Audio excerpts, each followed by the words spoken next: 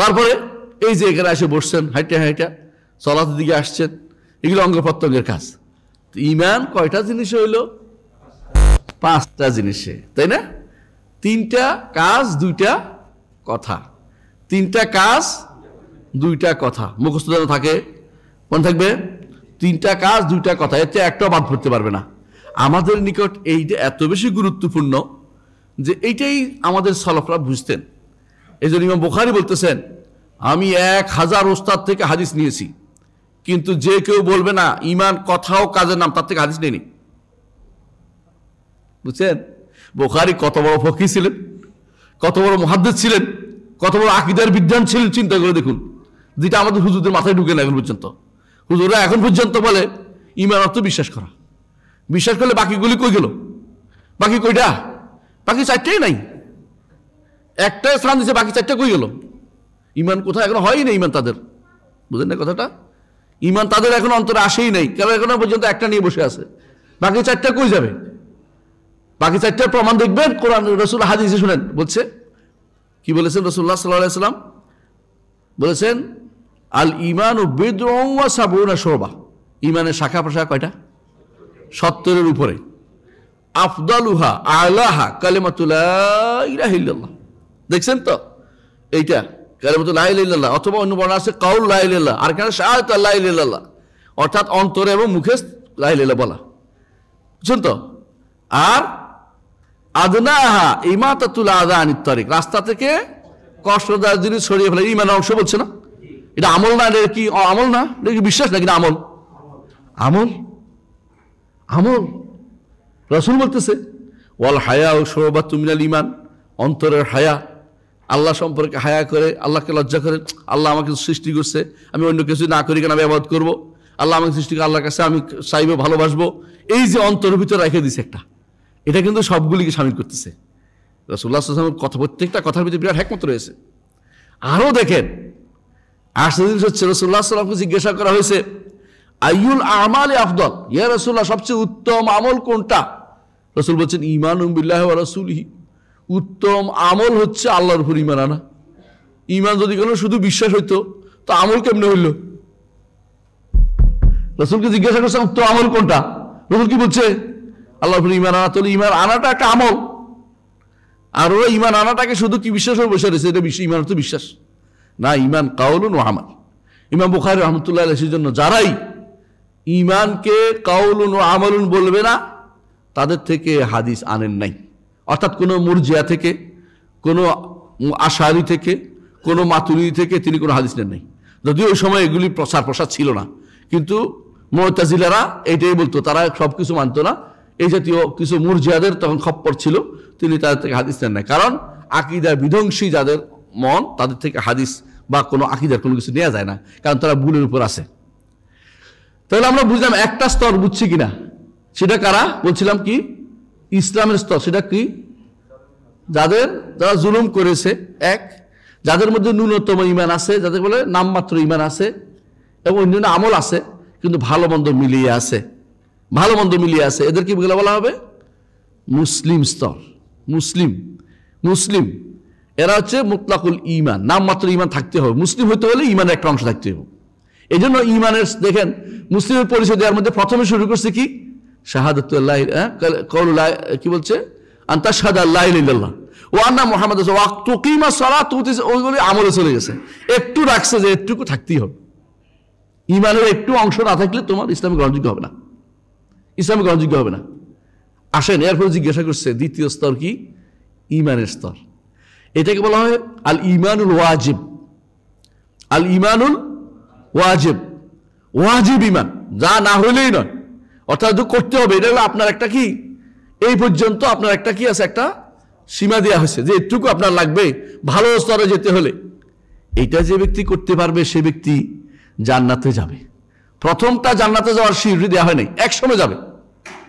প্রথমটা একসময় যাবে, দেরি করে, জ্বলে টলে অঙ্গার হয়ে, কষ্ট পেয়ে, আগুনে কষ্ট পেয়ে, কবরে কষ্ট পেয়ে, কত কিছু খোসাখাসি খেয়ে বহুত বছর মারি যদি যাবে। আর দ্বিতীয়টার মধ্যে জান্নাতে যাওয়ার সুসংবাদ দেওয়া হয়েছে। কখন? ঈমানে ওয়াজিব যখন হবে। এটাকে বলা হয় মুতলাকুল ঈমান, এটাকে বলা হয় আল ঈমানুল মুতলাক। আফওয়ান, এটার নাম আল ঈমানুল মুতলাক। অর্থাৎ হচ্ছে এটা বলা হয় যে সে সত্যিকারের ঈমানদার। এটা কারা? এটা হচ্ছে ওই শ্রেণীর লোকেরা, মুক্তাসিদ যারা, যেটা আমরা আগে পড়েছিলাম, মুক্তাসিদ মধ্যপন্থায় আছে, উপরে বেশি বাড়াবাড়িও করে না, ছাড়াছাড়িও করে নাই। এরা কারা? এরা হচ্ছে ওই শ্রেণীর লোকেরা যারা ফরজ আদায় করছে, ফরায়েজগুলি সব আদায় করছে, হারামগুলি সব ছাড়ছে। ফরজ এবং হারাম সীমা রেখাল তারা মেনে চলেছে, ফরজের সীমা এবং হারামের সীমা মেনে চলেছে। এরা হচ্ছে মধ্যপন্থায়, বুঝছেন কিনা? সালাত ত্যাগ করে নাই, করলেও তওবা করে কান্নাকাটি করে আবার আল্লাহ আরো বড় করে দিছে। আবার হারাম খায় নাই, জেনে শুনে খাইলেও শুনে গেছে, তওবা ইস্তেগফার কান্নাকাটি করে আবার আরো বেশি করে কষ্ট করে ঠিক করে নিয়েছে, আর ছাড়বে না বলে আল্লাহ মিট করে নিয়েছে। আবার গুনার কাজে তারা ইচ্ছাকৃত কোনদিন যায় নাই, কিন্তু এই পরিবার কিন্তু উপরের দিকে বেশি নফল আমল করে নাই, নফল কাজ খুব একটা করতো না। এদের ব্যাপারে রাসূলুল্লাহ সাল্লাল্লাহু আলাইহি ওয়াসাল্লাম ঘোষণা দিয়েছেন, আফলাহা ইন সাদাকা, এই ব্যক্তি যদি সত্য বলে থাকে এ সফল কাম হবে, অর্থাৎ জান্নাতে যাবে। মনে আছে ওই হাদিসটার কথা? এক লোক এসে বলছিল, ইয়া রাসূলুল্লাহ, আমি একটু বাড়াবো না, একটু কমাবো না। কোনটার কথা বলছে? মাত্র 5 ওয়াক্ত সালাতের কথা বলছে, যাকাত সওম হজের কথা বলছে, নফল বাড়াবো না বলছে, নফল করবো না আমি। রাসূল কি বলেছেন? সফল কাম, সফল কাম। এটা নাম হচ্ছে ঈমানুল মুতলাক। আগেটা ছিল মুতলাকুল ঈমান, নাম মাত্র ঈমান, এটা হচ্ছে ঈমানুল মুতলাক, অর্থাৎ সে মুমিন। এই স্তরটা হচ্ছে মুমিনের স্তর। আগেটা কোন স্তর ছিল? মুসলিম স্তর। আর এটা হলো কি স্তর? মুমিনের স্তর। মুমিনের স্তরটা অন্তত একটুকু একজন ঈমানদার চেষ্টা করবে যে আমি মুমিন স্তরে থাকি। এই জন্য রাসূলুল্লাহ সাল্লাল্লাহু আলাইহি ওয়াসাল্লাম তিনি মৃত্যুর পরে দোয়ার মধ্যে রাখছেন, আল্লাহুম্মা গফিরিল মুমিনিন ওয়াল মুমিনাত ওয়াল মুসলিমিন ওয়াল মুসলিমাত, এদেরকেও ক্ষমা করে দেন। এবং তাই নয়, রাসূলুল্লাহ সাল্লাল্লাহু আলাইহি ওয়াসাল্লাম একদিন এক লোকে বলছে, ইয়া রাসূলুল্লাহ ইন্নী লা আরাহু মুমিনান, সাহাবী বলছেন, ইয়া রাসূলুল্লাহ আমি তো ওরে মুমিন মনে করি। বলছে, আওয়া মুসলিমান, এত তাড়াতাড়ি করতেছো কেন? মুসলিমও তো হতে পারে, গোপনে যে কি ছাড়ছে এটা তো আমি জানি না, তুমিও জানো না। কারো ব্যাপারে ইসলামের সাক্ষ্য দিয়ে বসো না, ইমানের সাক্ষ্য দিয়ে বসো, ইসলামের সাক্ষ্যটা দাও অন্তত। ইমানের সাক্ষ্য দেওয়া বিশাল ব্যাপার, ইমানের সাক্ষ্য দেওয়া বিশাল ব্যাপার। তার সম্পর্কে আমি ভালো জানি না, আমরা একজন মুসলিম বলতে পারি। এই জন্য মুসলিম যেহেতু ন্যূনতম ইমানের বিষয়, সেখানে আর ইনশাআল্লাহ বলা যায় না, বলতো আমি মুসলিম। কিন্তু মুমিন যেহেতু এখানে একটা স্তর আছে, সেখানে বলতে হয় ইনশাআল্লাহ, অর্থাৎ আল্লাহ চাহে তো। কারণ আমি জানি না সব পূরণ করতে পারছি কিনা, আল্লাহর উপর তাওয়াক্কুল করে আমি কাজ করতে পারি। এই জন্য বলতে হয় আনা মুমিনুন ইনশাআল্লাহ, আল্লাহ চাহে তো আমি ঈমান থাকি। কিন্তু আল্লাহ চাহে তো আমি মুসলিম বলা জায়েজ নাই, কারণ এগুলো বলতে হবে, কারণ এটুকু ঈমান থাকতে হবে, এর সামান্য তো ঈমান থাকতে হবে, আপনি মুসলিম হতে পারবেন না। কথা বুঝে আসছে? এটা আপনি বুঝতে পারছেন সবাই? আলহামদুলিল্লাহ। তো দ্বিতীয় স্তর হলো কি? হ্যাঁ, মুমিনের স্তর।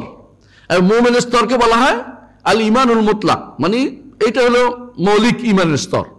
মৌলিক ঈমানের স্তর হলো এটা। এখানে যারা থাকবে তারা কোন স্তরে থাকবে?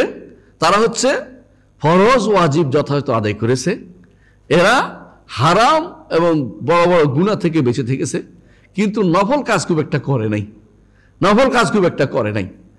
বুঝে আসছে? খুব একটা করে নাই। এদের ব্যাপারে রাসূলুল্লাহ ওই হাদিসটি মনে রাখবেন, যে হাদিসে রাসূল সাহাবী বলেছিলেন, ইয়া রাসূলুল্লাহ আমি বাড়াবো না কমাবো না। রাসূল কি বলেছেন? আফলাহা ইন সাদাকা, লোকটি যদি সত্য বলে থাকে সফল কাম হবে, সত্য বলে সফল কাম হবে। এই স্তরটাও আমাদের খুবই গুরুত্বপূর্ণ একটি স্তর, খুবই গুরুত্বপূর্ণ একটি স্তর। এইটা হচ্ছে আসহাবুল ইয়ামিন। এই দুইটা মিলে আসহাবুল ইয়ামিন। এদের মধ্যে কেউ ওখান থেকে পিটা টিটা খাইয়া, কবরের নিচে মাইর খাইয়া হাসরের মাঠে উঠে আসহাবুল ইয়ামিন হয়ে যাবে। বুঝে আসছে?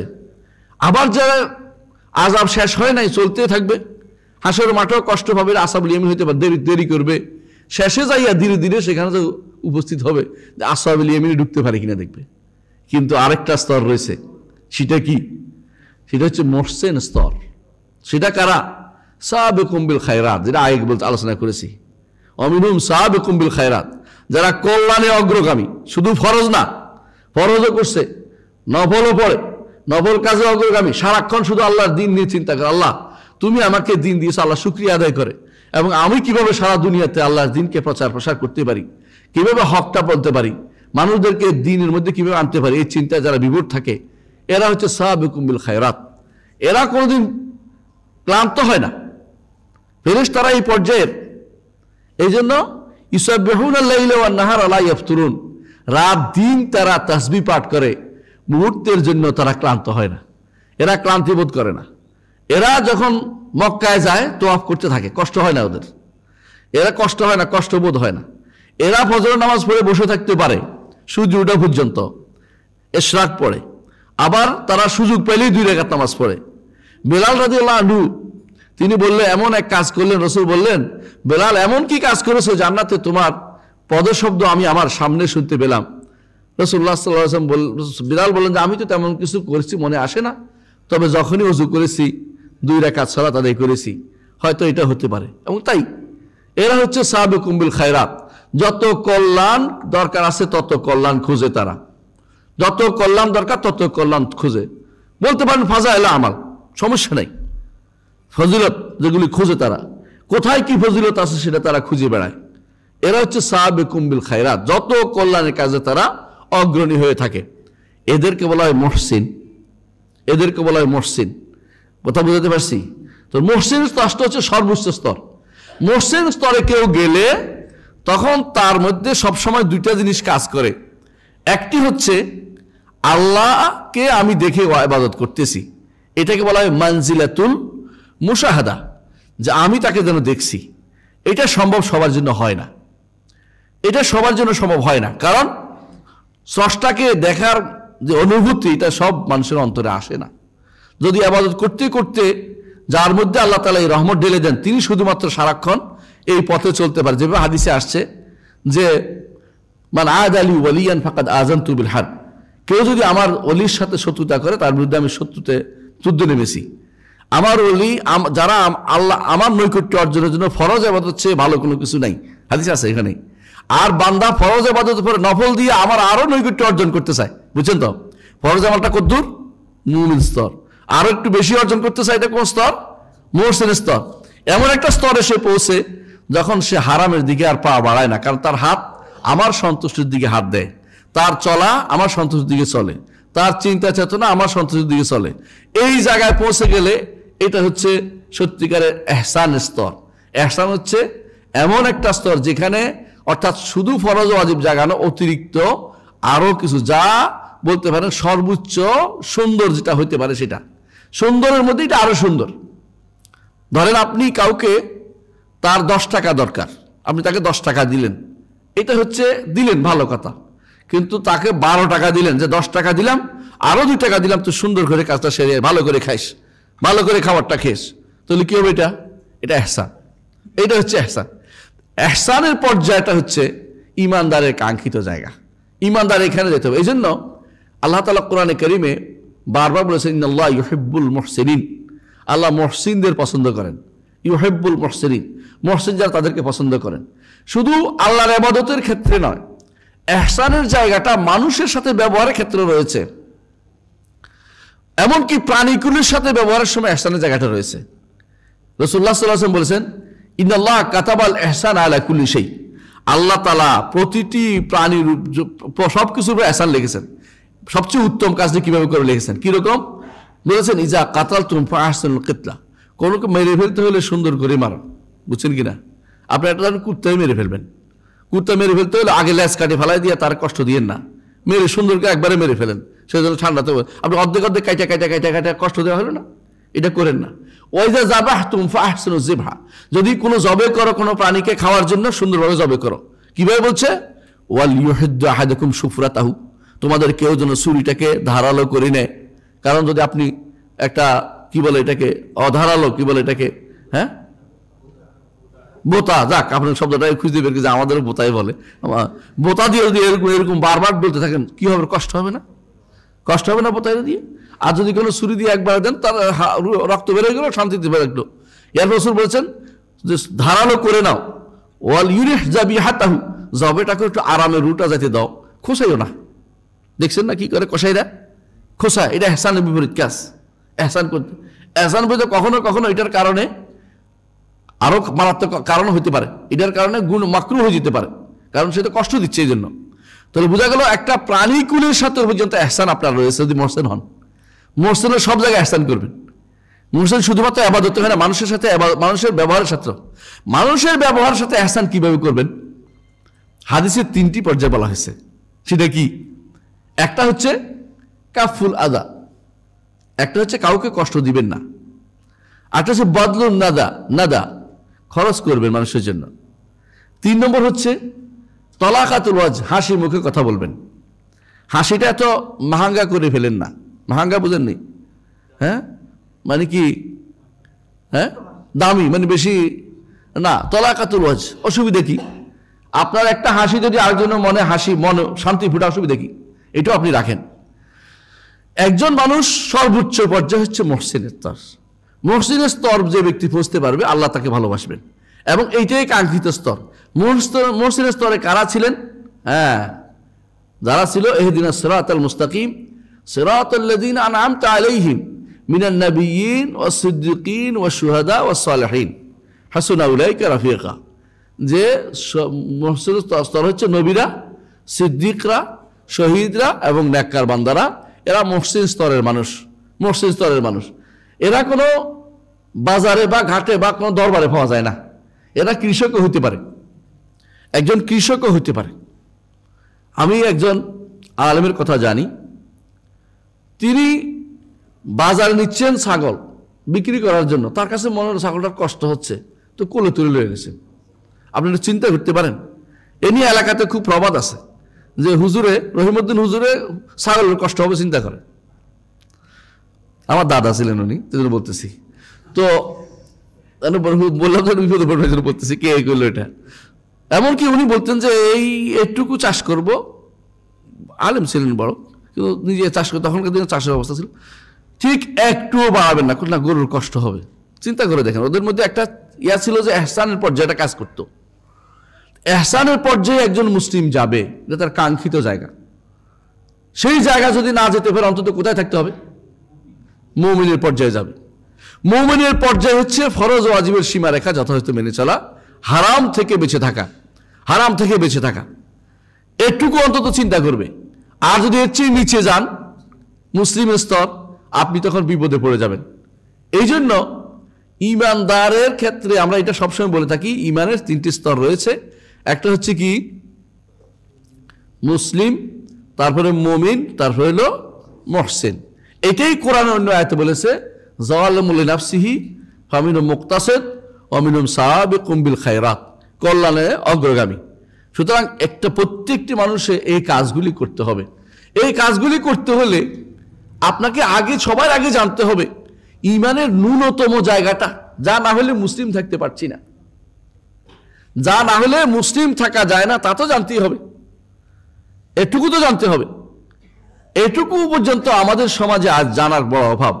এটা কেউ শুনতে চায় না যে মুসলিম থাকতে হবে, মুসলিম থাকার জন্য আমার কি করতে হবে, এটুকু জানার চিন্তা কেউ করছে না। এটা কিন্তু খুবই দুঃখজনক, কারণ আমাকে মুসলিম পর্যায়ে যদি না থাকতে পারি, আমি শেষ। এই জন্য ঈমান শিখতে হয়। এই জন্য সাহাবায়ে কেরাম বলতেন, হালুম্মু নাজদাদ ঈমানানা, আসো বসো, একটু ঈমানটা বাড়িয়ে নেই। কারণ ঈমান কিন্তু কমতে কমতে একসময় একদম শেষ হয়ে যায়। আপনি মনে করেন না আপনি যে মুমিন স্তরে পৌঁছে গেছেন, থাইয়া যাবেন, তা কিন্তু না। যে কোনো সময় বরবাদ হয়ে যেতে পারে। আপনাকে এটার জন্য ট্রেনিং থাকতে হবে যে আমি ঈমানের এই স্তরে থাকবো, কষ্ট করে হলে থাকতে হবে। কারণ আপনি একবার কষ্ট করে, ধরেন এখানে আসছেন, বসছেন, ডক্টর সাইফুল্লাহ লম্বা একটা আলোচনা করছেন, আপনার মন ভরে গেছে, এখন অনেক কিছু শিখে গেছেন, বিশাল কিছু আপনার মন ভরে গেছে, আর কোনোদিন অন্যায় করবেন, ঠিকঠাক হয়ে গেছেন। কিছুক্ষণ ধরে বাইরে হয়েছেন, দেখেন যে বিশাল অমুক তমুক এই করতেছে, সে করতেছে, দোস্ত আর এদিকে আয়, নিয়ে গেল, ওই এতক্ষণ যা ছিল তাই নিয়ে গেছে আপনার। অর্থাৎ আপনার স্তরটা শেষ হয়ে গেছে। স্তরটা কি নয়, এরকম নয় যে যেটা স্টিল বর্ডার, যে এদিক সেদিক করা যাবে না, যে স্টিলের মতো যে আমি একবার উঠে গেছি এখানে রয়ে গেছি, তা কিন্তু না। এই জন্য সবসময় ভয়ে থাকতে হয়। এই জন্য হাদিসে মানুষের সবাই একটা কথাই বলে, হাদিসেও আছে অন্যান্য অবস্থে, কিন্তু সরাসরি মানুষের একটা প্রবাদের মধ্যে হয়ে গেছে, আল ঈমানু বাইনাল খাউফ ওয়ার রাজা, আশা এবং ভয়ের মাঝে। ঈমানদার সবসময় চিন্তা করবে, আল্লাহ আমি এখন কোন স্তরে আছি, আমি কি শুধু মুসলিম স্তরে নাকি মুমিন স্তরে, আমি কোন দিন মুসলিম স্তরে পৌঁছতে পারবো, আমি মুসলিম মুমিন মুহসিনে কখন পৌঁছতে পারবো। আর যদি কোনো কারণে সে বুঝতে পারে আলহামদুলিল্লাহ কতদিন আমি কোনো ইবাদতগুলি করে যাচ্ছি, সে শুকরিয়া আদায় করতে থাকবে শুধু, যে আল্লাহ এই অবস্থা আমাকে থাকতে দাও। যদি একবার মনে আসে যে আমি তো অনেক দিন ধরে কোনো গুনার কাম করতেছি না, পরের দিন আমি গুনাহ হয়ে যাবে, কারণ তখনই অহংকার ঢুকে গেছে মনের ভিতরে, তখন কান্নাকাটি শুরু করতে হবে, আল্লাহ আমার অন্তর তো শেষ হয়ে যাচ্ছে, এত কষ্ট করে ঠিক করছিলাম যে কোনো সময় এটা আমারে ফালাইয়া চলে যাচ্ছে, আমার এখন ভুলের পথে নিয়ে যাচ্ছে। এজন্য ইমানদার সার্বক্ষণিক নিজের নফসকে বলবে, নফসকে তাড়াবে যে তুমি আমারে শেষ করলা, তুমি আমারে শেষ করবা, তুমি আমার সব শেষ করে দিবা। নফস হচ্ছে আম্মারাতুম বিসু ওয়ামা উবাররিউ নাফসি ইন্নান নাফসা লাআম্মারাতুম বিসু। ইমানদার অন্তর সবসময় কি করবে? নফসে লাওয়ামা হবে, ইমানদার অন্তর। আর মুহসিনের অন্তর সবসময় কোন জায়গায় যাবে? মুতমাইন্না। আহসান, বুঝছেন তো? তাহলে তিনটা স্তর ওদিকে মিলে হয়ে গেছে। আবার কি? যে ব্যক্তির অন্তর মুসলিম আম্মারাতুম বিসুর মধ্যে আছে, ইন্না ওমা উবাররিউ নাফসি ইন্নান নাফসা লাআম্মারাতুম বিসু, নফস খারাপের দিকে নির্দেশ দেয়। এটা হচ্ছে মুসলিমের অন্তর।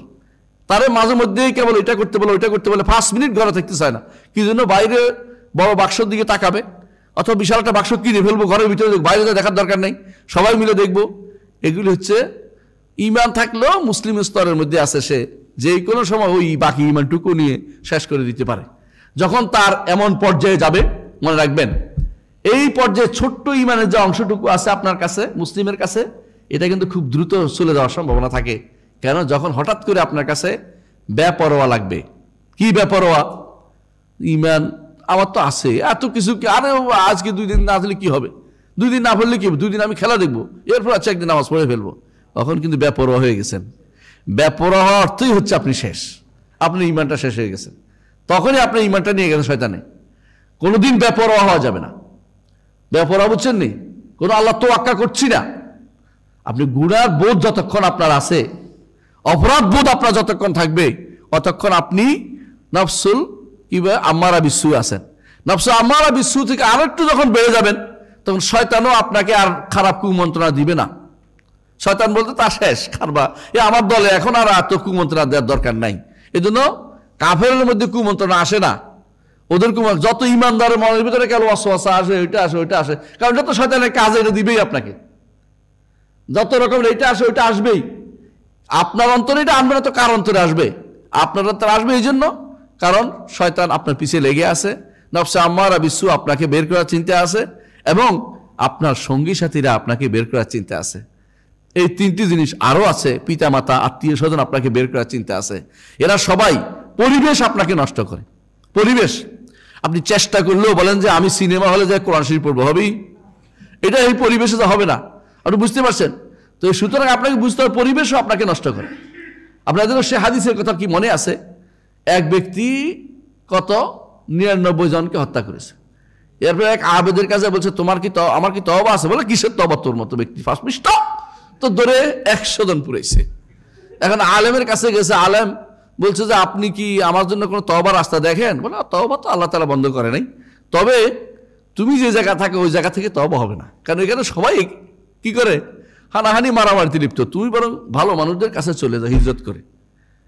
সেই ব্যক্তি হিজরত করে যাচ্ছিল, মন ভালো হয়ে গেছিল যে আমি ওখানেই থাকবো এখন থেকে। পথিমধ্যে মারা গেছে। মালাইকাতুর রাহমা, মালাইকাতুল আযাব দুটাই আসছে। দেখা গেছে সে মৃত্যুর সময় বুক দিয়ে ঠেলে ঠেলে ওইদিকে যাচ্ছিল, ওই ভালো মানুষদের দিকে যাচ্ছিল, পরিবেশ যেখানে ভালো সেখানে যাচ্ছিল, সেই জায়গায় যাচ্ছিল। আল্লাহ তাআলা তখন নির্দেশ দিলেন যে হে জমিন সংকুচিত হয়ে যাও, যেদিকে ভালো মানুষ ওদিকে সহিল, আমার বান্দা যাচ্ছিল ওইদিকে। আল্লাহ কত রাহিম, আল্লাহ কত দয়াদ্র। তিনি আপনাকে জাহান্নাম দিতে চান না, আপনি যদি একটু এগিয়ে যান। রাসূলুল্লাহ সাল্লাল্লাহু আলাইহি ওয়াসাল্লাম বলেছেন যে আমার কাছে, হাদিসে কুদসিতে আল্লাহ তাআলা বলেন যে আমার কাছে আতানি হারওয়ালাতান, যে আমার কাছে দৌড়ে আসে আমি তার কাছে দ্রুত বেগে যাই, যে আমার কাছে হেঁটে আসে তার কাছে আমি দ্রুত বেগে যাই, যা আমার কাছে 1 বিঘত আসে আমি 1 বিঘত আসে আমি তার কাছে 1 হাতে এগিয়ে যাই। আল্লাহ তাআলা আপনার দিকে আপনাকে দেওয়ার জন্য আসেন, কিন্তু আপনি চাচ্ছেন না। চেষ্টা করলেই দেখবেন যে আল্লাহ দিচ্ছে। রব্বুল আলামিন কত দয়ালু। তিনি বললেন যে হে ফেরেশতারা তোমরা মাপো কোন দিকে বেশি, কোন দিকে বেশি রে মাপো। আল্লাহ তাআলা জমিনকে বলে, জমিন তুমি সংকুচিত হয়ে যাও, আমার বান্দার দিকে যাও। জমিন সংকুচিত হয়ে তাকে ভালো মানুষদের দিকে নিয়ে গেল, আর দেখলো যে এক বিগত বেশি আছে ভালো মানুষদের দিকে। তখন বলে যে মালাইকাতুর রাহমা তাকে যেন তার জান যেন কবজ করে। আল্লাহ তাআলা চান আপনাকে দিতে, আপনাকে ভালোটা করতে, আপনাকে সহযোগিতা করতে আল্লাহ চান। এই সহযোগিতার জন্য আপনার সাথে ফেরেশতা দিয়ে দিয়েছেন।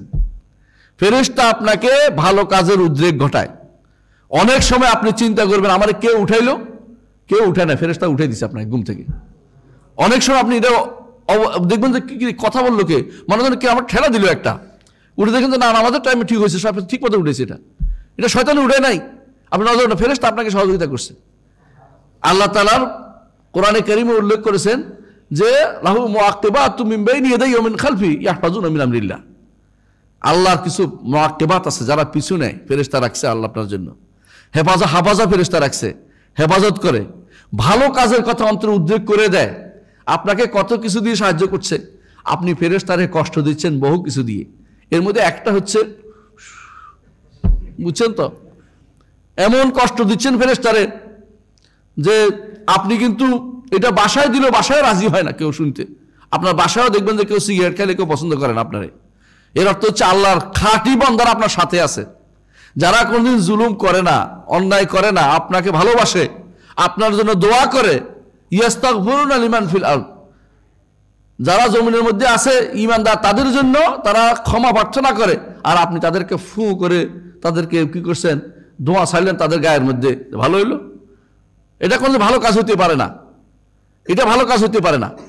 সুতরাং আপনি এদেরকে কষ্ট দিতে পারেন না। এজন্য রাসূলুল্লাহ সাল্লাল্লাহু আলাইহি ওয়াসাল্লাম বলেছেন ইন্না মাআকুম মান লা ইউফারিকুকুম, তোমাদের সাথে এমন কিছু আছে যারা কখনো তোমাদের থেকে আলাদা হয় না, 3 সময় ব্যতীত। 3 সময় বুঝছেন আপনারা অনেকেই, যখন বাথরুমে থাকে, যখন তাদের অন্যান্য এই কাজে থাকে, তখন তাদেরকে দূরে থাকে বিভিন্ন কারণে, ফেরেশতারা পেশাব পায়খানা অন্যান্য কাজে। এছাড়া কোনো দূরে থাকার কারণ নাই। তারা সবসময় আপনার সাথে, কেন আপনাকে তারা হেফাজত করতে চায়। আল্লাহর পক্ষ থেকে তারা নিয়োজিত, তারা আপনার জন্য দোয়া করে, ভালো কাজের দোয়া করে। আল্লাহ রব্বানা ওয়াসি'তা কুল্লা শাইইন রাহমাতান ওয়া ইলমা ফাগফির লিল্লাযিনা তাবু ওয়াত্তাবাউ সাবিলাকা ওয়াকিহিম আযাবাল জাহিম। দোয়া করতে থাকে যে আল্লাহ আপনি সব কিছু জ্ঞানে, আপনি সব কিছু ওয়াসি'তা কুল্লা শাইইন রাহমাতান ওয়া ইলমা, রহমত এবং জ্ঞান দিয়ে সবকিছু পরিবেষ্টন করে আছেন। ফাগফির লিল্লাযিনা তাবু, যারা তওবা করে তাদেরকে আপনি ক্ষমা করে দেন। ওয়াত্তাবাউ সাবিলাকা, তাদেরকেও ক্ষমা করে দিন, আপনার পথে যারা চলে। বুঝছেন তো, ঈমানদারদের মধ্যে যারা গুনাহগার তাদের জন্য তওবার কথা বলছে। ওয়াত্তাবাউ সাবিলাকা, যারা মধ্যম পন্থায় চলছে তাদের জন্য তারা দোয়া করতেছে। ওয়াত্তাবাউ ওয়াকিহিম আযাবাল জাহিম, তাদেরকে জাহান্নামের আগুন থেকে বাঁচান। দোয়া করতেছে ফেরেশতা আপনার জন্য, সার্বক্ষণিক দোয়ার মধ্যে আছে। এই ফেরেশতাদের আপনি কষ্ট দিচ্ছেন কি কারণে? না বুঝে না জেনে কষ্ট দিচ্ছেন। আর যারা ঈমানদার তারা সব সময় ইস্তাহিউ মিনাল্লাহ হাক্কাল হায়া, বাস্তব লজ্জা তারা পায় যে আল্লাহ তাআলা আমাকে সৃষ্টি করেছেন, এমন জিনিস দিয়েছেন যা আমি চাইলে দুনিয়ার বুকে কোথাও আমাকে খুঁজে দিলে দিতে পারতো না। চোখের কর্নিয়া দেখেন তো, একটা কর্নিয়া বানাইতে পারবে কেউ? কর্নিয়া, একটা মরা মানুষের কর্নিয়া এনে যোগ করতে হয় যদি দেয়। নিজেরা কর্নিয়া বানানোর ক্ষমতা এখনো মানুষ পারে নাই, তারপরেও কত আস্ফালন, কত আস্ফালন, আস্ফালনের শেষ নাই। অথচ একজন মানুষ আমাকে বলছিল, আমার এক বন্ধু বলছিল আমার ইচ্ছা হয় 1 গ্লাস পানি খেয়ে যদি আধা গ্লাস পেশাব করতে পারতাম আমার জীবনের সফলতা ভরে যেত। বলছে কেন দোস্ত? কেন আমি তো পানি খেয়ে পেশাব করতে পারি না, আমার পানি সারা শরীরে চলে যায়। কেন বলেন তো? কিডনি সমস্যা। জানাবো, ডাক্তাররা বললেন বুঝেন ভালো, কিডনি সমস্যা। আল্লাহ তাআলা যে সিস্টেমটা যে আপনার কিডনির মধ্যে দিয়ে দিয়েছেন, ওই সিস্টেমটা তৈরি করুক তো দেখি কোনো ব্যক্তি। এখন পর্যন্ত এত কিছু হওয়ার পর ডাক্তাররা সেটা তৈরি করতে পারে নাই। এই সিস্টেম এত সোজা জিনিস না। সুতরাং আপনি চিন্তা, আপনাকে আল্লাহ তাআলা না চাইতে অনেক কিছু দিয়েছেন, আপনার কাছে তেমন কিছুই চাননি, তেমন কিছুই চাননি। আর যদি কোনো আপনাকে 1 লক্ষ টাকা বেতন দেওয়া হয়, আপনি কি করবেন? দূর ঘুম, একদিকে যাক, আমি সারাদিন ওর কথা মুখ বলতে থাকবো। হ্যাঁ, ও মুখ নাম দিতে দিতে ওর নাম ধরে গাইতে থাকবেন। হ্যাঁ, এর সাথে করতে করতে মরে যাবেন। বললাম আর কথাটা, এটা তো মরেই গেছে, এই জন্য আপনি মরবেন, সবাই মরবো আমরা। এর সাথে করতে মরে যাবেন, কেন এত টাকা দিছে। আর আপনি যদি কোনো বলে যে ঠিক আছে তোর কিডনিটা আমার দিয়ে দে, তোরা আমি 1 কোটি টাকা দিব, দিবেন? দিবেন না। মরে গেলে টাকা দিয়ে কি করবো? হ্যাঁ, মরে গেলে টাকা আমার কি কাজে লাগবে? যদি তোর কর্নিয়াটা আমাকে দিয়ে তো আমি 2 কোটি টাকা দেবো, তাও দিবেন না, কেউ অসম্ভব, 2 কোটি টাকা আমি কি করবো? আরে তুই বাঁচতে কত 2 কোটি টাকা আমার হবে, আমার টাকার দরকার নেই। আল্লাহ আপনাকে এমন এমন জিনিসগুলো দিয়েছে, এটা মানুষ বলতে পারে, আর মানুষ শুধুমাত্র শুধু ডাক্তাররা বুঝতে পারে। কোনো ডাক্তার যদি কোনো সত্যিকার এই জ্ঞান অর্জন করে থাকে, সে নাস্তিক হতে পারে না। সে চিন্তা করবে যে আমি এটা পারি না। এমনকি এক ডাক্তার আমাকে বলেছিল, মানুষ যে বেঁচে আছে এটাই আমি আশ্চর্য হয়ে যাই। মানে অসুস্থ হওয়াটা আমার কাছে কোনো ব্যাপারই না। আল্লাহ এত সুন্দর করে সবকিছু সাজাই দিচ্ছেন, আমি চিন্তা করি যে এগুলি আমাদের দ্বারা হইলে জীবনে এই কলকবজা আমি সাজাইতে পারতাম না। আল্লাহ আপনাকে অনেক জিনিস দিয়েছেন। ইন তাউদ্দু নি'মাতাল্লাহি লা তুহসুহা। আল্লাহর নেয়ামত যদি শুকরিয়া আদায় যদি গণেন, আপনি গণে শেষ করতে পারবেন না, গণে শেষ করতে পারবেন না। তাহলে আমরা আল্লাহর ইবাদতের ক্ষেত্রে অন্তত কি করতে হবে? মধ্যম পন্থায় থাকার চেষ্টা করতে হবে। যদি নিচের পন্থায় থাকেন, যে কোনো সময় ইমানটা হরণ করে নিয়ে যাবেন। কারণ সেখানে কেবল নিবু নিবু দ্বীপ, নিবু নিবু অবস্থায় আছে। আপনার দ্বীপটা, আপনার বাতিটা যদি নিবু নিবু অবস্থা থাকে, যে কোনো সময় ঝাপটা নিবে দিতে পারে। সে অবস্থায় থাকা যাবে না, সেখান থেকে ইমান বাড়াতে হবে। এই জন্য সলফরা বলতেন ইমান বাড়ে ও কমে, ইমান বাড়ে ও কমে। যে ব্যক্তি বলে ইমান বাড়ে না, সে কোরআনের বিরোধিতা করছে। কোরআনে আল্লাহ তাআলা বলছেন লিয়াজদাদাল্লাযীনা আমানু ঈমানা, যারা ঈমান এনেছে তাদের ঈমান আল্লাহ যেন বাড়িয়ে দেন। আর আপনি বলেন ঈমান বাড়ে না। আপনি কোথায় পেয়েছেন? আল্লাহর কোরআন যেখানে বলছে বাড়ে। আর কমার কথা রাসূল হাদিসে বলেছে মিসকাল হাববাতিন মিন ঈমান, মিসকাল যারাতিন মিন ঈমান। ঈমানের একটুকু থাকলে অন্তত আপনার মুক্তির একটু উপায় আছে, কিন্তু ওটুকু রাখার জন্য আপনাকে উপরের স্তরকে টার্গেট করতে হবে, যে আমি অন্তত মধ্যম স্তরে থাকি। আর যাদের মধ্যে আল্লাহ হিম্মা আলিয়ে দিয়েছেন, সর্বোচ্চ হিম্মত দিয়েছেন, তারা চেষ্টা করবেন যে আমি কার মতো হব? হ্যাঁ, নবিয়্যিন, সিদ্দিকিন, শুহাদা, সালেহিনদের মতো হব, মুহসিন স্তরে থাকবো, যাতে করে নামতে গেলেও নামলে অন্তত মুমিন স্তরে নামি, মুসলিম স্তরে যেন না যাইতে হয় আমাকে।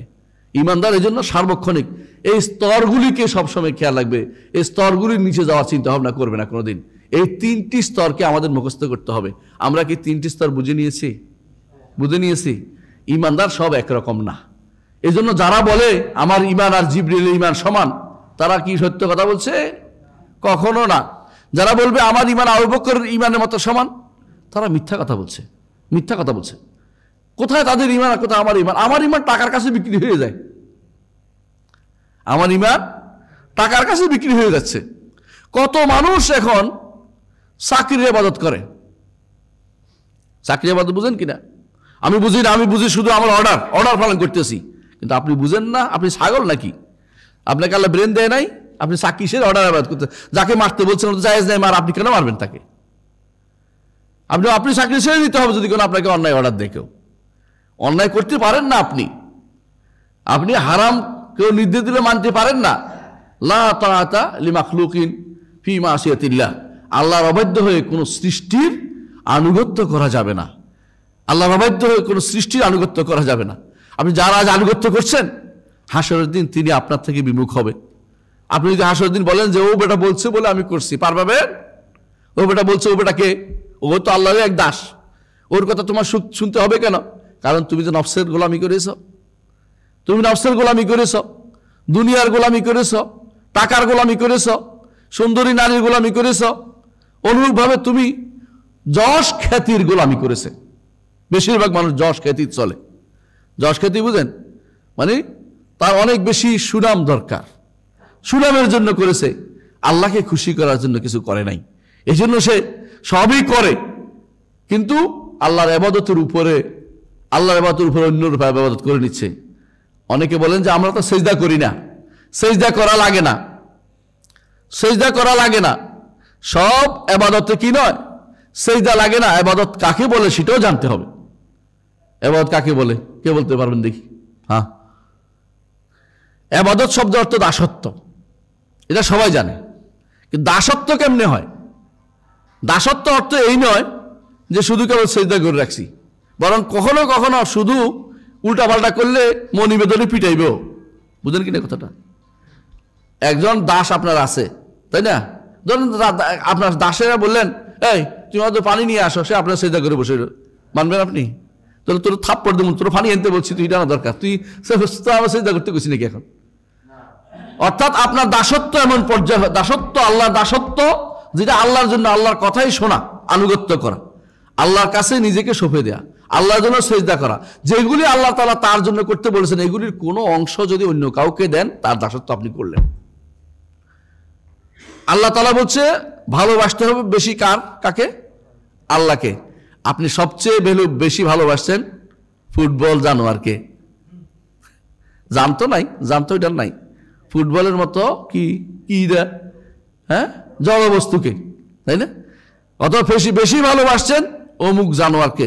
হ্যাঁ, মানুষের মধ্যে কিছু জানোয়ার আছে না, ওদেরকে বেশি ভালোবাসেন। অথবা আপনি কারো কাছে বেশি আশা করছেন, যে আশা আল্লাহর কাছে করা দরকার, আল্লাহর কাছে আশা করা দরকার। কাউকে বেশি ভয় পাইছেন, যে ভয় কাকে পাওয়া দরকার? আল্লাহকে পাওয়া দরকার। এই সব জায়গাতে আপনি আল্লাহ ছাড়া ওই ব্যক্তিদের ইবাদত করেছেন, কোনো সন্দেহ নাই। আপনি যত রকমই বলেন না কেন, আমি তো কিছু করি নাই, করছেন অলরেডি। কারণ রাসূলুল্লাহ সাল্লাল্লাহু আলাইহি ওয়াসাল্লাম বলেছেন, তায়সা আব্দুদ দিনার, তায়সা আব্দুদ দিরহাম, তায়সা আব্দুল খামিসা, তায়সা আব্দুল খামিলা। ধ্বংস হোক দিনারের দাস, ধ্বংস হোক দিরহামের দাস। দিনার দিরহামকে কেউ সেজদা করে না। এর অর্থ কি? অন্তরে এমন ভাবে মহব্বত তার পয়সার প্রতি, সে গোলামি করতে রাজি আছে টাকার জন্য। জগতে এখন বেশিরভাগ মানুষই হালাল হারামের কোনো গুরুত্ব দেয় না। কি জন্য? তার টাকা দরকার। হালাল হোক হারাম হোক, টাকাটা দরকার। হুজুরের দিয়ে ওয়াজ করে, হুজুর কি বুঝে টাকা না হোক কেমন একদিন চলে নাকি? হুজুর তো বহু ওয়াজ করতে পারে, এগুলি বলতে পারে। অর্থাৎ টাকার গোলামি করছে। মসজিদে আসে, এটা হলো হাজিরা দেয়া, জাস্ট মানুষে কি বলবে, অথবা অভ্যাস হয়ে গেছে, অথবা আমার চাচা ছিল মসজিদের মোতাল্লি, আমি না গেলে সামনে ভবিষ্যতে মোতাল্লি কে হবে, আমার তো একটু যাওয়ার দরকার আছে। হ্যাঁ, এই জাতীয় বিভিন্ন চিন্তাধারা থেকে মসজিদে আসে। এরা গোলামি করতেছে, আল্লাহর গোলামি করছে না। দুনিয়ার অনেক সৃষ্টি তারা গোলামি করতেছে, বুঝছেন কিনা? কেউ শাসকের, কেউ বিভিন্নভাবে কোনো প্রশাসকের, কেউ বা তার উপরস্থ হায়ার অথরিটির গোলামি করতেছে। এইভাবে নাম দিয়ে আল্লাহর বিরুদ্ধে যারা নামছে, ভালোবাসায় যারা আল্লাহর উপর অন্যকে স্থান দিবে, আশার ক্ষেত্রে আল্লাহর উপর অন্যকে স্থান দিবে, ভয়ের ক্ষেত্রে আল্লাহর উপর অন্যকে স্থান দিবে, তারা সরাসরি তাদের ইবাদত করতেছে, দাসত্ব করতেছে। ঠিক অনুরূপভাবে যেগুলি আল্লাহর ইবাদত বলে স্বীকৃত, এগুলি যাকে যে অন্য কাউকে দিবে সে আল্লাহর দাসত্ব করতেছে। শুধু সেজদা ইবাদত না। আমাদের অনেকে হয়তো মনে করতে পারেন আমি তো আল্লাহর ইবাদত করি না। আপনার অন্তরটাকে একটু জিজ্ঞাসা করেন, আপনার সারা জীবন কার সাথে লেগে আছে? আপনার অন্তরটা একটু চিন্তা ভাবনা করে দেখুন, আপনার অন্তর কার সাথে লেগে আছে? আপনার মন কার সাথে লেগে আছে? আপনার ভালোবাসা কার সাথে লেগে আছে? হ্যাঁ, আল্লাহকে ভালোবাসে, আল্লাহর ভালোবাসার জন্য আল্লাহ যে নির্দেশ দিচ্ছে ওইটা পালন করার সমস্যা নাই, কিন্তু আল্লাহর উপর উঠতে পারবে না। যেমন মুহাম্মদুর রাসূলুল্লাহ সাল্লাল্লাহু আলাইহি ওয়াসাল্লামকে ভালোবাসতে হবে, আল্লাহ বলছেন ভালোবাসতে, আল্লাহ বলছেন তাকে অনুসরণ করতে, এবং রাসূল বলছেন তাকে ভালোবাসতে। কিন্তু রাসূলের ভালোবাসা আল্লাহর ভালোবাসার উপরে উঠতে পারবে না। কথাগুলো খেয়াল রাখেন। অর্থাৎ আল্লাহ তাআলা বলছে সালাত আদায় করতে, ঠিক না? এখন যদি কেউ বলে যে আমি রাসূলের ভালোবাসা শুধু নফল পড়বো, হ্যাঁ, রাসূলের ভাষা শুধু দুরূদ পড়বো, আল্লাহ সালাত পড়বো না, রাসূলের ভালোবাসায় তো আসি, কাজ হবে? কাজ হবে না। কারণ ওইটাও লাগবে, ওইটা আগে, ফরজ আগে। সারা জীবন যদি নফল সালাত আদায় করেন আর একটা ফরজ ছেড়ে দিচ্ছেন, নফল সালাত সবগুলি একত্রে একটা ফরজের মতো হবে না, একটা ফরজের মতো হবে না। এই জন্য আমরা বলি যখন একামত হয়ে যায় ফরজ ছাড়া আর কোনো সালাত নেই। এই জন্য বলি, কারণ কোনোদিন আমরা সারাদিন চেষ্টা করলে ওই জায়গায় পৌঁছতে পারবেন না। এই জন্য হ্যাঁ, আপনি যদি ফজরের সালাতের ব্যাপারে গুরুত্ব দিচ্ছে ভালো কথা, কিন্তু আপনি আগে থেকে পড়েন, সময় থাকতে পড়েন। সময় যদি না পাই আপনি পরে পড়েন। রাসূলের সাহাবীরা এরকম পড়তো, কিন্তু আপনি তাই বলে ইমাম সাহেব সালাত পড়তেছে আর আপনি শুরু করে দিয়েছেন যে আমি এখন আগে সুন্নত পড়বো, হ্যাঁ, রাসূলের ভালোবাসে সুন্নত পড়তেছি, তা আল্লাহর ভালোবাসা কই গেল? আপনি তো রাসূলের ভাষাকে আল্লাহর উপর প্রাধান্য দিচ্ছেন, এটা হতে পারে না। ভালোবাসার বিষয়টাও এরকম, আশার বিষয়টি এরকম, ভয়ের বিষয়টি এরকম। এই জন্য আপনাকে আমাকে সবাইকে যে জিনিসটার গুরুত্ব বেশি দিতে হবে সেটা কি বলছি, যে আমি ন্যূনতম ঈমান যেন ঠিক থাকে, এর জন্য মধ্যম পন্থার ঈমানকে টার্গেট করব। আর যার মধ্যম পন্থার ঈমান আছে সে যেন টার্গেট করে আমি ঈমান কামেল এটাকে বলা হয়। ঈমান কামেল, মুমিন কামেল এটাকে বলা হয় মুহসিনের পর্যায়ে। মুহসিন করবো, ঈমান মুস্তাহাব বা মুহসিন পর্যায়ের স্তরের ঈমানে আমি থাকবো। আল্লাহ যদি আমাকে সে স্তর রাখে আলহামদুলিল্লাহ। যদি কোনো কারণে শয়তানের ফেরের উপরে নিচে নামি, তো যেন মুমিনের থেকে নিচে না নামতে পারি, যেন আমার স্তরটা মুমিন স্তরে থেকে যায়। তাহলে আমি দোয়া পাবো, আল্লাহর ভালোবাসা পাবো। আল্লাহ মুমিনদের ভালোবাসেন বলছেন, ইউহিব্বুল মুমিনিন, আল্লাহ তাআলা ইমানদারদের ভালোবাসেন, মুহসিনদের ভালোবাসেন। কিন্তু মুসলিমদের ব্যাপারে আল্লাহ ন্যূনতম জায়গা, এই জায়গাতে ভালোবাসার জায়গাটা আর কথা উল্লেখ করা হয়নি। অর্থাৎ এটা আমার লাগবেই, নইলে তো আপনাকে আল্লাহ তাআলা এই কিছুই দেয় নাই। যে ব্যক্তি ইসলাম পায় নাই সে কিছুই পায়নি, ইসলাম পাইছে একটু পাইছে, এইটা ধরে রাখার চেষ্টা করতে হবে। আমাদের সমাজে আজ ইমানের অর্থ বুঝে না হাজার হাজার মানুষ, লাখ লাখ মানুষ। এবং ইমান যে কোন জিনিসটা, আল্লাহ সম্পর্কে ইমানটাও তারা বুঝে না। ন্যূনতম ইমান আল্লাহ সম্পর্কে, আল্লাহ তাআলা তো স্রষ্টা থেকে আলাদা, সৃষ্টি এবং স্রষ্টা যে আলাদা, এইটুকু ইমান তাদের নাই। তাহলে ইমান তো হয় নাই ভাই। এখন পর্যন্ত আমি ন্যূনতম মুসলিমের স্তরেও থাকতে পারি নাই, ন্যূনতম মুসলিমের দাওয়াতটাও মানুষকে দিতে পারি নাই। আমার কি দাওয়াতটা বেশি দেওয়া দরকার না? প্রত্যেকটি মানুষ, এখন আমি মনে করি আপনারা যারা এখানে আছেন প্রত্যেকের উপর কর্তব্য হচ্ছে ন্যূনতম ইমানের দাওয়াত দেয়া। ন্যূনতম ইমান ভাই, এটা না হলে ইমান হচ্ছে না, এটা না হলে ইমান হচ্ছে না। যে কেউ মনে করবে আল্লাহ সর্বত্র বিরাজমান, ন্যূনতম ইমানের অধিকারী সে হয় নাই, তাকে বুঝাতে হবে রব্বুল আলামিন তিনি আরশের উপরে, সৃষ্টি থেকে আলাদা, এটা তাকে বুঝাতে হবে। আল্লাহ সম্পর্কে সহি আকীদাটা দিতে হবে। আল্লাহ সম্পর্কে বিশুদ্ধ আকীদা দিতে হলে কয়টা জিনিস লাগে? 5টা। এটা বলি নাই, এটা এখন বলবো। হ্যাঁ, আল্লাহ সম্পর্কে বিশুদ্ধ আকীদা হতে হলে কয়টা জিনিস লাগবে? কি কি?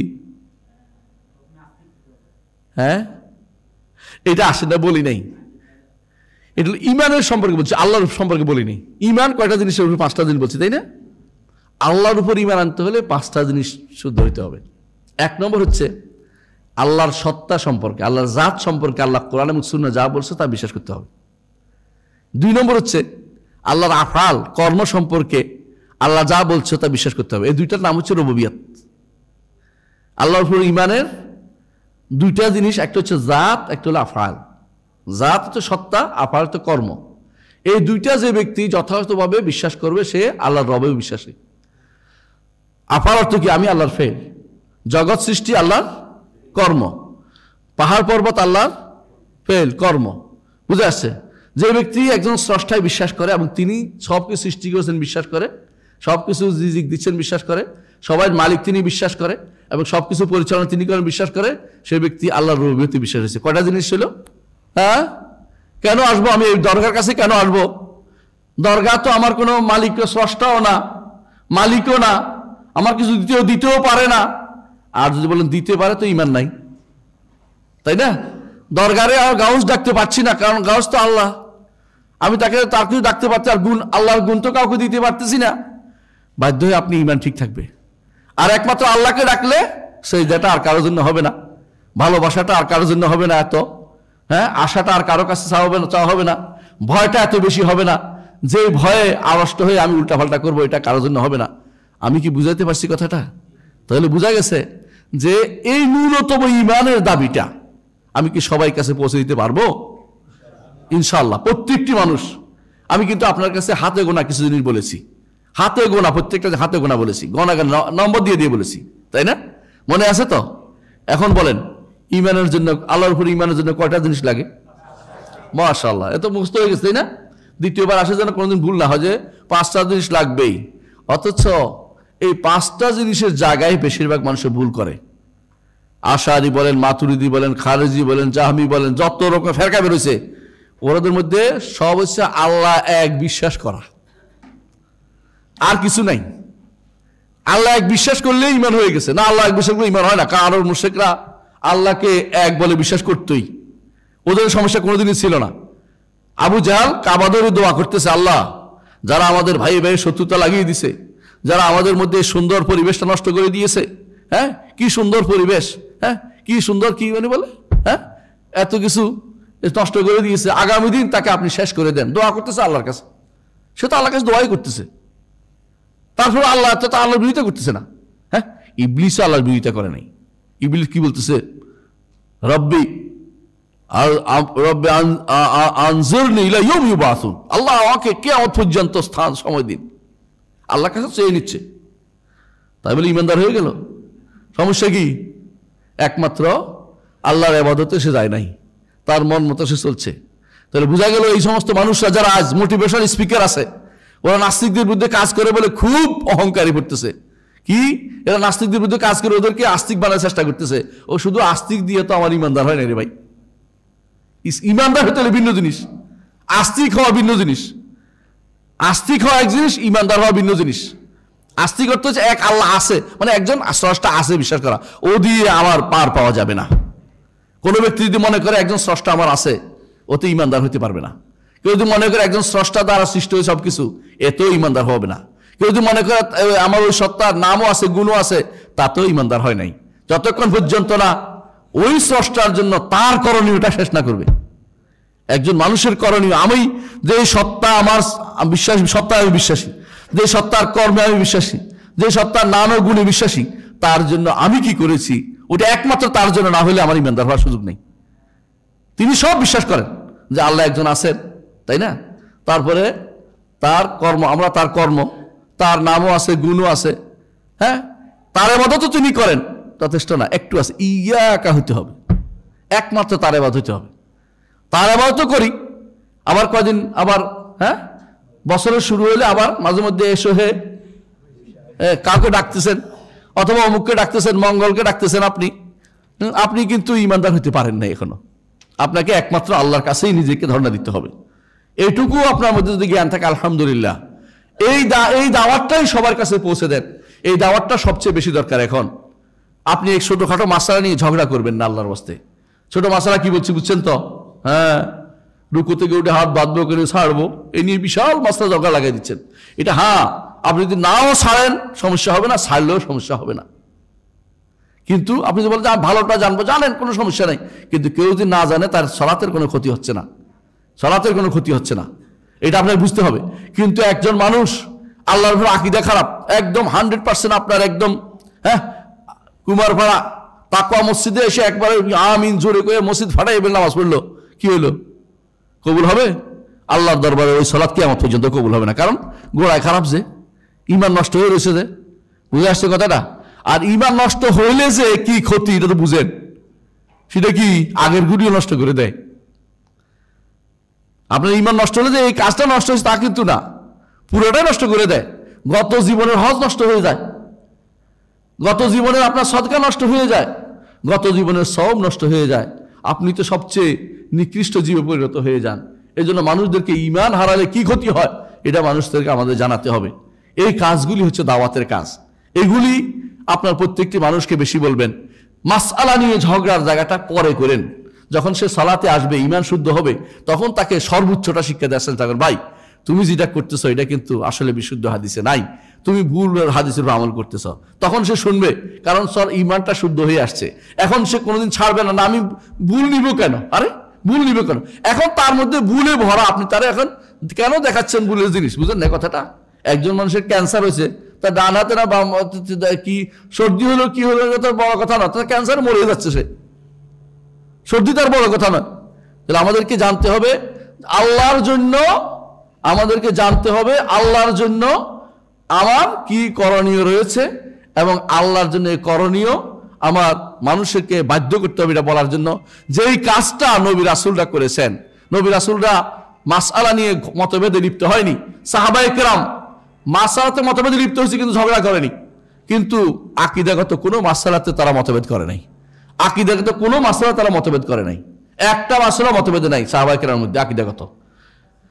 কিন্তু আমরা আকীদাগত মাসআলাগুলি ছেড়ে দেই, কোনো সমস্যা নেই, আচ্ছা থাক না, যে যেমনি ভাবে কেন, ঐক্যের ব্যাপার, কেউ তো ঐক্য করার চিন্তা ভাবনা করে। হ্যাঁ, এদি ঐক্য, ওই ঐক্য না, ওই ঐক্য সেই ছিল। আরবের মুশরিকরা মুহাম্মদ রাসূলুল্লাহ সাল্লাল্লাহু আলাইহি ওয়াসাল্লামের কাছে এসে বলছিল, কি বলছিল? আপনি এক বছর আমাদের মূর্তিদের ইবাদত করে দিবেন, আরেক বছর আমরা আপনার এক আল্লাহর ইবাদত করে দিব। হ্যাঁ, আল্লাহ তাআলা কি আয়াত নাযিল করলেন? কুল ইয়া আইয়ুহাল কাফিরুন লা আ'বুদু মা তা'বুদুন ওয়ালা আনতুম আ'বুদুনা মা আ'বুদ। কেন? ওরা যে আমার নবীর আল্লাহর ইবাদত করবে ওটা তো হবে না, কারণ তারা অন্য ইবাদত করে। তো শুধু আল্লাহর ইবাদত করে তো মনুষ্য সমস্যা নাই তাদের কাছে, বুঝেন না কথাটা? হারানোর ভয় তো শুধু আমার, ওদের তো হারানোর ভয় নাই। মুশরিকদের হারানোর কোনো ভয় নাই, কারণ তাদের কাছে সবই তো চলে না। আমার কাছে যে একমাত্র আল্লাহর ইবাদত আর কিছু চালাইতে পারতেছি না, অন্যটা যে আমার কাছে চলে না, অন্যটা করলে যে আমার সব শেষ হয়ে, পুঁজি শেষ হয়ে যায়। ওদের কাছে তো আগে থেকেই সব চলে, আমার সব ওদের সমস্যা নাই, আমার কাছে সব চলতে পারে না। এজন্য লা আ'বুদু মা তা'বুদুন ওয়ালা আনতুম আ'বুদুনা মা আ'বুদ ওয়ালা আনা আ'বুদু মা আ'বাদতুম ওয়ালা আনতুম আ'বুদুনা মা আ'বুদু লাকুম দীনুকুম ওয়ালিয়া দীন। দিন দুটো একসাথে করার সুযোগ নাই। মুসলিম এবং কাফের একসাথে হইতে পারে না। আল্লাহ তাআলা এজন্য বলেছেন ওয়ালা তালবিসুল হক বিল বাতিল, হক এবং বাতিলকে তোমরা লবস করে দিও না, একটার সাথে একটা যুক্ত করে দিয়ে যে আমরা সব মিলে চলে না, মিলেমিশে চলি, ওসব চলবে না। ঈমানে যেখানে খলল আছে ওখানে মিলেমিশে জায়গা চলতে পারে না ভাই। ঈমান ঠিক করতে হবে। ঈমান যদি ঠিক থাকে এরপরে তার ব্যাপারে আপনি কিছু ছাড় দিতে পারেন, দেখি আল্লাহ তাআলা তাকে হয়তো হেদায়েতের পথে নিয়ে যাবে, কিছু ভুলের উপর আছে শুদ্ধ হোক। কিন্তু ঈমানের সমস্যা আছে, এখানে আপনার জন্য কোনো কিছু ছাড় দিয়ে আপনি কিছু করতে পারবেন না। আল্লাহ আমাদের বুঝার তৌফিক দান করুন। সুবহানাকাল্লাহু ওয়া বিহামদিকা আশহাদু আল্লা ইলাহা ইল্লা আনতা আস্তাগফিরুকা ওয়া আতুবু ইলাইক। আসসালামু আলাইকুম ওয়া রাহমাতুল্লাহি ওয়া বারাকাতুহু।